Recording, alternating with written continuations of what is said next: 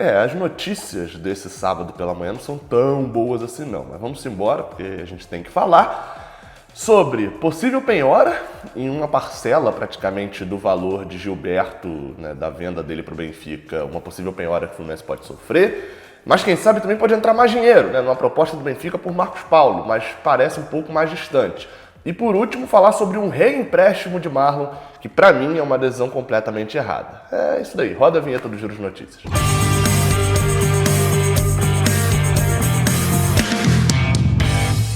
Seja bem-vindo, você guerreira de todo o Brasil, de todo mundo, aqui é o canal Raiz Tricolor. Eu sou Gabriel Amaral, sou jornalista e sou tricolor. Você deixa o like aqui embaixo, se inscreve aqui no canal e aproveita que está começando o Brasileirão, que você tem domínio sobre o campeonato, conhece e tal mais, conhece os jogadores, conhece os times, e aproveita para tentar ganhar uma grana lá na 1xBet. O link está aqui no primeiro comentário. Você vai lá e faz a sua aposta. Tem odds muito interessantes de Brasileirão, eles têm investido bastante no mercado brasileiro. Vale muito a pena você ir lá procurar e, enfim, faz um depósito ali de leve, tá, um dinheiro para você brincar com o negócio mesmo e de repente até ganha uma grana. Lembrando, se fizer um depósito lá no 1xBet, que eu sei que você vai fazer, porque você ajuda sempre aqui o canal, faz o depósito e manda o comprovante para o e-mail que está aparecendo aqui na tela. Você tem chance de participar de um quiz aqui no canal chamado Tricolômetro e ganhar prêmios do Fluminense para não ficar usando camisa da Adidas assim, igual eu estou usando agora. Você usa as camisas da Umbro.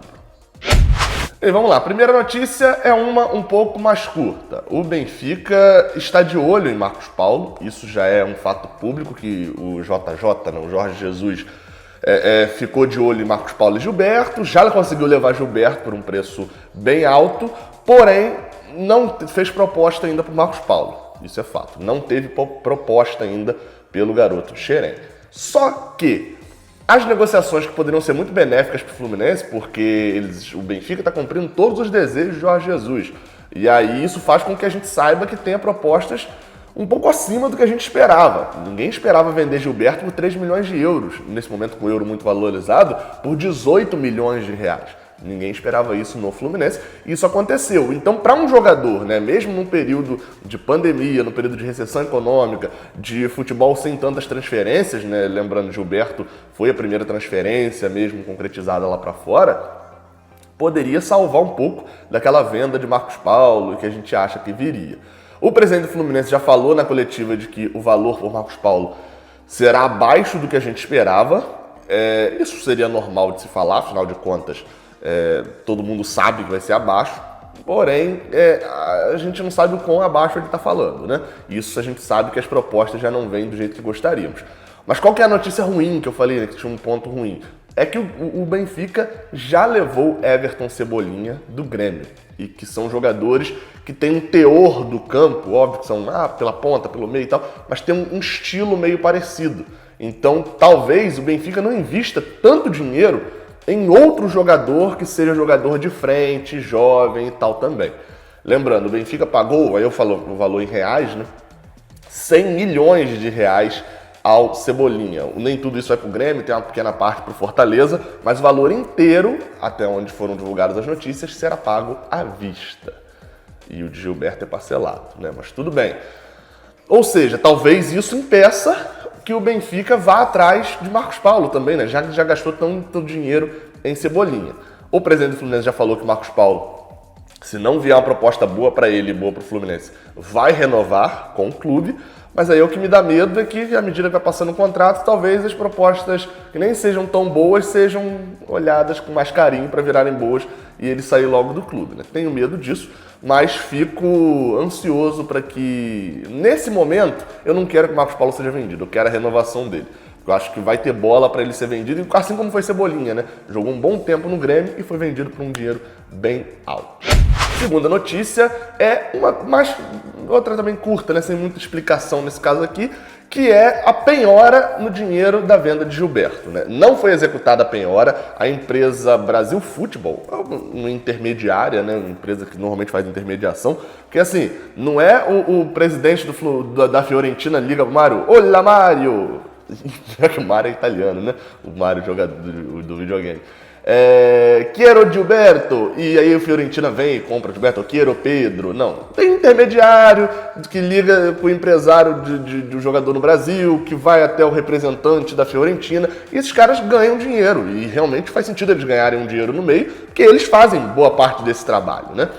Enfim, o Fluminense, quando vendeu o Gerson para a Itália, usou dos serviços desse cidadão, só que eles não recebem o dinheiro. Quem recebe é o clube e o clube repassa para eles. O clube não repassou. Tinha cerca de 2 milhões de reais, a dívida era de 1 milhão e 800 mil reais. Eles ajuizaram, né? Foram para a justiça para receber. O Fluminense foi condenado a pagar, tinha que pagar 36 parcelas e pagou um total de 0. A dívida já está em... Enfim, eles pedem uma multa, pedem correção. E agora, com essa venda de Gilberto do Fluminense por cerca de 9 milhões de reais, né? Que, pelo que a gente tem de informação, vai ser pago em 3 parcelas de 1 milhão de euros, ou seja, mais ou menos 3 parcelas de 1 milhão de euros, não, aliás, em 3 parcelas iguais. Então, viria cerca de 3 milhões de reais por parcela. Uma dessas parcelas é justamente o valor que o Brasil Futebol está pedindo. Eles entraram na justiça para que a primeira parcela, ou esse valor, seja penhorado para pagar a dívida com o Gerson. Além desse processo, ainda tem um outro em curso na CBF pedindo para que o Fluminense, até que pague essa dívida, não registre novos jogadores. Eu sou tricolor, é óbvio que eu sempre quero que o meu time consiga escapar de tudo e consiga ter um melhor rendimento, etc. Mas eu sou sincero também, e eu vejo que é justo o pedido deles. Eles estão com uma dívida desde 2016, de um dinheiro que o Fluminense recebeu e não pagou. Não é o Fluminense comprou e aconteceu um negócio no meio, não. O Fluminense recebeu o dinheiro da venda de Gerson, a maior venda da sua história, e não repassou o dinheiro para eles. E, bem, não vejo tantas alternativas para que eles recebam o dinheiro. Mas ficamos tristes, obviamente, e espero que consigam achar uma solução criativa para que o Fluminense não tenha que ser penhorado mais uma vez e não deixe de poder registrar jogadores na CBF. E fica só um recado final aqui, né? O Fluminense é o único time que vende um jogador para poder pagar uma dívida de quando ele vendeu o outro jogador. O Fluminense fica com dívida quando faz a sua maior venda da história, ele fica com dívida.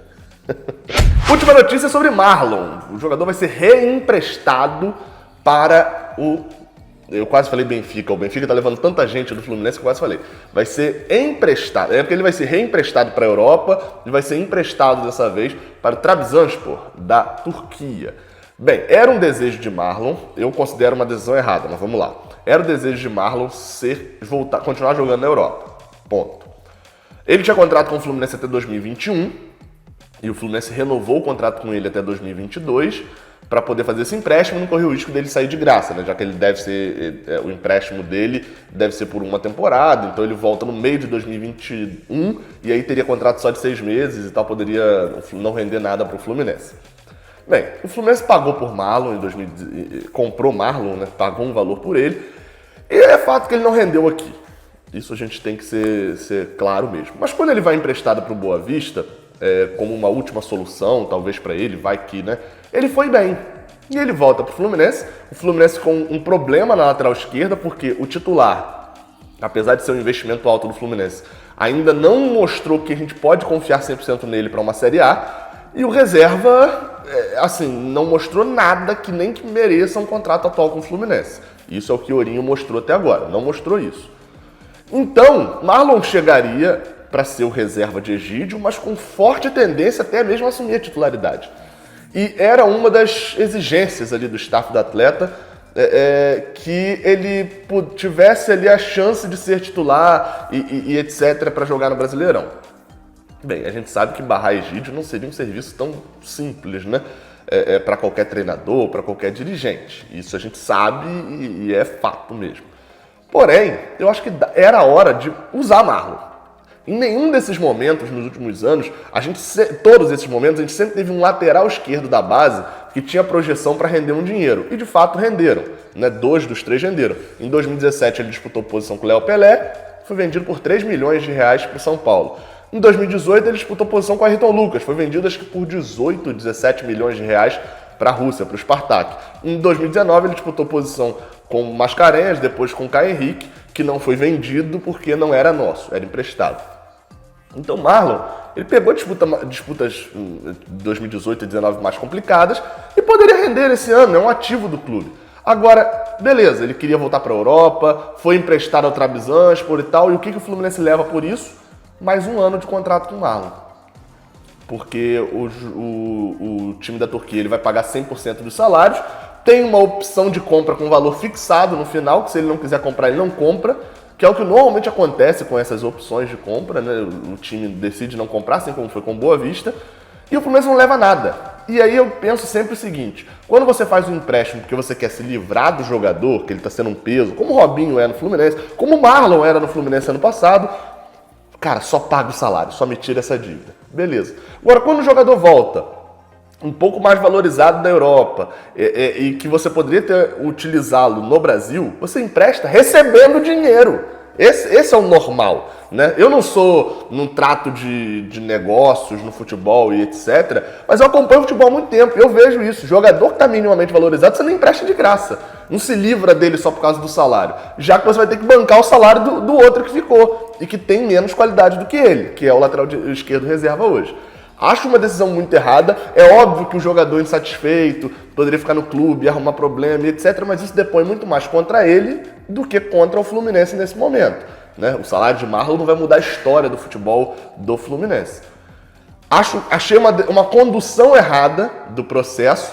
Pode ser que o errado seja totalmente Marlon, a gente não tem noção dos bastidores, mas achei que o resultado final foi um dos piores possíveis para o Fluminense, que é do jogador ser novamente emprestado, estender o contrato mais tempo, porque, beleza, está se segurando para não ter uma venda, mas e se Marlon for mal no Trabzonspor? Tem mais 1 ano e meio de contrato com ele aí, depois que ele voltar, né? E aí, vai utilizar o jogador no ano que vem? Como é que vai funcionar?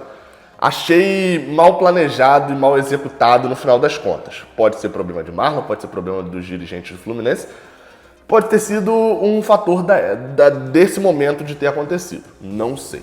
Enfim, deixe sua opinião aqui embaixo, passa no XBet também no primeiro comentário. Saudações tricolores, até a próxima, valeu!